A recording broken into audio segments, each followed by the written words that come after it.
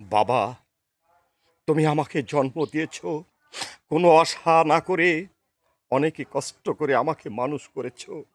ঠিক এমনি করে প্রত্যেকটা বাবা মা তার সন্তানদের মানুষ করে, কিন্তু সেই সন্তানের বিয়ের পর ছেলের বউয়ের অত্যাচারে নিজের বাড়িতেই জায়গা হয় না সেই বৃদ্ধ বাবা মায়ের।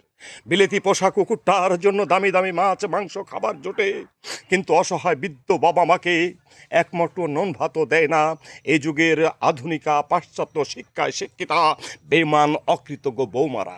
আমি যদি সেই বৌমাদের প্রশ্ন করি, কোথায় পেলেন আপনি আপনার স্বামীকে?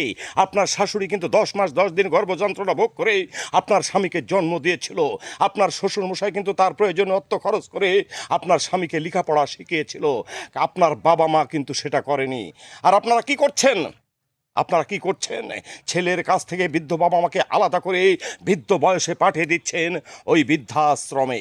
বৃদ্ধাশ্রমের ওই ঘরটায় শ্বশুর শাশুড়ির সঙ্গে বৌমারও একদিন দেখা হবে, যেদিনে নিজের ছেলের হাতে লাঠি ঝাঁটা খেয়ে যেতে বাধ্য হবে ওই বৃদ্ধাশ্রমে। একটা কথা মনে রাখবেন, ইট মারলে পাটকেল খেতে হয়। কাচের ঘরে বাস করে কাচের দেওয়ালে আঘাত করা ঠিক নয়। ঘুটে করে গোবর হাসে, এমন দিন সবারই আসে, সবারই আসে।